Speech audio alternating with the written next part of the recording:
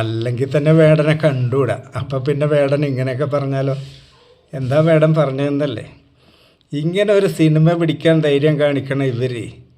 നമ്മളെയൊന്നും എന്തും ചെയ്യാൻ മടിക്കൂലെന്ന്. ജനങ്ങളുടെ ഇടയിൽ സ്പ്ലിറ്റ് ഉണ്ടാക്കണം. അപ്പോൾ നിങ്ങളൊരു കാര്യം ചെയ്യണം. നിങ്ങൾ പൊളിറ്റിക്കലായിട്ടുള്ള എഡ്യൂക്കേഷൻ എടുക്കണം. നമ്മുടെ നാട് അല്ലെങ്കിൽ രാജ്യം എങ്ങോട്ടാണ് പോകണമെന്ന് നിങ്ങൾ സ്റ്റഡി ചെയ്യണം. നമ്മൾ ഒറ്റക്കെട്ടായിട്ട് നിൽക്കണം. നമ്മളിവിടെ പ്രളയം വന്ന്, നിപ്പ വന്ന്, കോവിഡ് വന്നു. പ്രളയം എനിക്ക് തോന്നുന്നത് 2 പ്രാവശ്യം വന്നിട്ടുണ്ട്.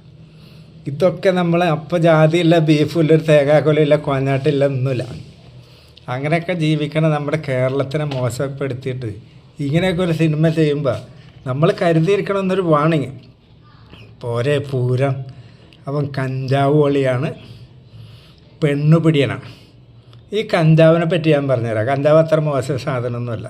അതല്ല ഇപ്പോൾ ഈ ശിവമൂലി എന്നൊക്കെ പറഞ്ഞ് സ്വാമിമാർ, നോർത്ത് ഇന്ത്യയിൽ കഞ്ചാവ് വലിയ ഇല്ലീഗലൊന്നുമല്ല. ഇപ്പോൾ പഞ്ചാബിലെ ബട്ടുണ്ട്, ഇവിടെയൊക്കെ റോഡ് സൈഡിലൊക്കെ ഇത് മുളച്ച് നിൽക്കണം. ഞാൻ കണ്ടിട്ടുണ്ട് കഞ്ചാവ്.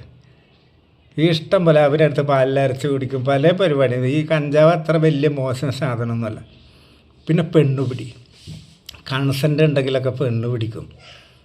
ഏതാണുങ്ങളും ഈ എന്താ പറയുക, കരുത്തുള്ള ആണുങ്ങൾ കൺസെൻ്റ് കിട്ടിയ പെണ്ണുങ്ങളായിട്ട് ബന്ധപ്പെടും.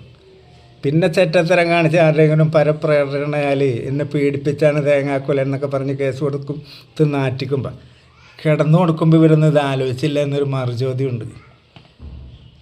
അല്ലെങ്കിൽ ഇപ്പോൾ പെണ്ണും ആണും തമ്മിൽ ഇങ്ങനത്തെ ഒരു സംഭവം നടന്നു, സെക്സ് നടന്ന് 1-2 കൊല്ലം കഴിഞ്ഞിട്ട് അവൻ ഭയങ്കര മോശമാണ്, പീഡകനാണെന്ന് പറയുമ്പോൾ അതൊക്കെയാണ് ഈ വേടൻ്റെ പേരിലുള്ള ഒഫൻസ്.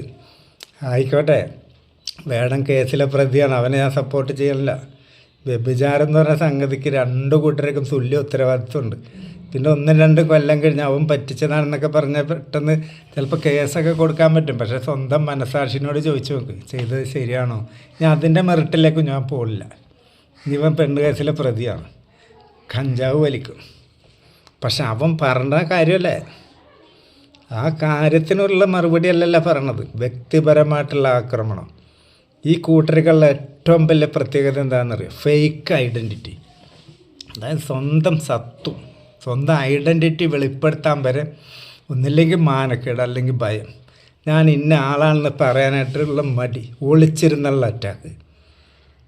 സ്വന്തം ഐഡൻറ്റിറ്റി ഇല്ല, തന്തയും തറവാടും ഇല്ലാത്ത ഫേക്ക് അക്കൗണ്ടുകൾ, ഇത് വെച്ചിട്ടാണ് തെറി. അപ്പം ഇത് ഒന്നില്ലെങ്കിൽ മാനക്കേട്, അല്ലെങ്കിൽ ധൈര്യമില്ലായ്മ. പിന്നെ രണ്ടാമത്തെ, തെറി പറയാനല്ലാണ്ട് വേറെ ഒന്നും അറിയില്ല. കാരണം ഈ പറഞ്ഞ കാര്യത്തിനെ ഖണ്ഡിച്ച് ഒരു വർത്തമാനം പറയാൻ ഇവരുടെ അടുത്തില്ല. അപ്പോൾ വ്യക്തിപരമായിട്ട് അധിക്ഷേപിക്കുക. ഇപ്പോൾ നോക്കിയാൽ എൻ്റെ ഈ വീഡിയോൻ്റെ അടിയിൽ വരും ചില തന്തയും തറവാടും ഇല്ലാത്ത ഫേക്ക് കോളികൾ. എൻ്റെ വീഡിയോൻ്റെ അടിയിൽ വന്ന് തന്തയും തറവാടും ഇല്ലാത്ത ഒരുത്തനും കമൻറ്റാൻ വരണ്ട. ആദ്യം സ്വന്തം തറവാടും ഇതൊക്കെ ഉണ്ടാക്കിയിട്ട് വാ, നേരെ ആണുങ്ങളെ പോലെ വാ. അതിനൊരു രസമുണ്ട്. ഫേക്ക് കോളികൾ വന്നിട്ട് കാച്ചാൻ നിൽക്കരുത്. അപ്പോൾ വേടൻ ചെയ്ത തെറ്റതാ, നല്ലത് പറഞ്ഞ്. അത് ഇപ്പോഴത്തെ ചെറുപ്പക്കാരോട് പൊളിറ്റിക്കൽ എഡ്യൂക്കേഷൻ എടുക്കണമെന്ന് പറഞ്ഞതിൻ്റെ ഉദ്ദേശം, ഇപ്പോൾ എല്ലാവരും സെൽഫിഷാണ്, ഫോണിൽ കളിച്ചിങ്ങനെ ഇരിക്കുകയാണ്, തല കൊമ്പിട്ട്. നമ്മുടെ നാട് എങ്ങോട്ടാണ് പോകണത്, ഇവിടെ എന്താ സംഭവിക്കണം, ആരും അറിയില്ല. ഓരോ വീട്ടിലും ശ്രദ്ധിച്ചോ, ചെറുപ്പക്കാർ, മക്കൾ, വീട്ടിലുള്ള ആൾക്കാരോട് തന്നെ ബന്ധമില്ല. ഇവരുടെ ഫോണായി, ഇവരെ പാടായി, ഫോണിലാണ് ഫുൾ പരിപാടിയാണ്. അപ്പോൾ അതൊക്കെ വിട്ടിട്ട് നമ്മളെങ്ങോട്ടാണ് പോകണം, അല്ലെങ്കിൽ നമ്മൾ കയറിയിരിക്കണ വണ്ടി എങ്ങോട്ടാണ് പോയിക്കൊണ്ടിരിക്കണമെന്ന് ഒന്ന് ശ്രദ്ധിക്കണം, നല്ലതാണെന്നാണ് വേടൻ പറഞ്ഞത്. അതിന് അവനെ വ്യക്തിപരമായിട്ട് ആക്ഷേപിക്കാനായിട്ട് ഇവിടെ എല്ലാം തികഞ്ഞ ആരുള്ളത്. പിന്നെ പെണ്ണുപിടി ഒരു 10-200 കൊല്ലം മുമ്പൊക്കെ ആണെങ്കിൽ ഉണ്ടല്ലോ, 200 പോകണ്ട. ഇവിടുത്തെ പെണ്ണുപിടി എന്തായിരുന്നു എന്നാ വിചാരം?